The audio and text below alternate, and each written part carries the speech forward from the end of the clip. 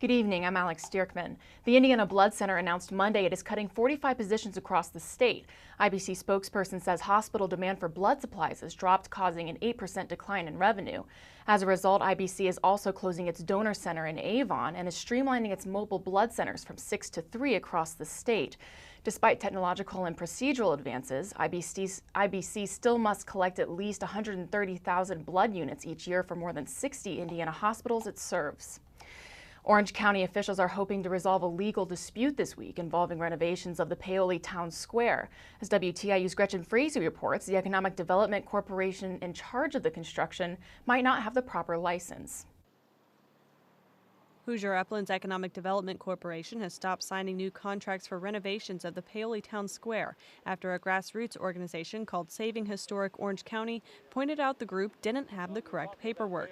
The Paoli Town Square is a registered historic district, and any project using state funds in a historic area must be approved by the State Division of Historic Preservation and Archaeology. All we've ever asked for it to be legal, and before you ever start on a building, you have to get the Division of Historic Preservation and Archaeology's approval on what you're going to do, and they would never agree to some of the things that have gone on here on the square. Cornwell says the facades of several buildings are being restored to make the square more attractive to tourists, but the materials being used don't preserve the area's historic look. Still, Lost River Market and Deli founder Andy Mahler warns using special materials could cost the county too much money. I think it's important that we restore and renovate the downtown, but I think we can do it in ways that are consistent and historically accurate without significantly or maybe even at all increasing the price of those projects.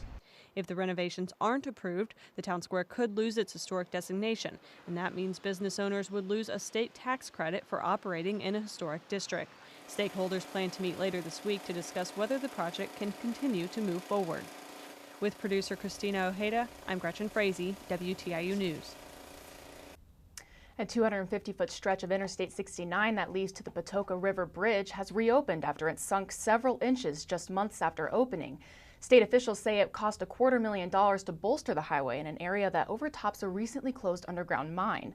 The sinking was noticed in January, but crews needed to wait until spring when warmer temperatures made paving possible. And here's a look at the weather. Tonight, mostly clear with lows around 50 degrees. 74 degrees tomorrow and partly cloudy. And tomorrow night, the lows will be in the upper 50s. And here's a look at the 5-day forecast. Wednesday, a 30% chance of thunderstorms. Thursday, a 50% chance. And Friday and Saturday, a 20% chance of showers with lows around 58 degrees. For WTIU News, I'm Alex Dierckman.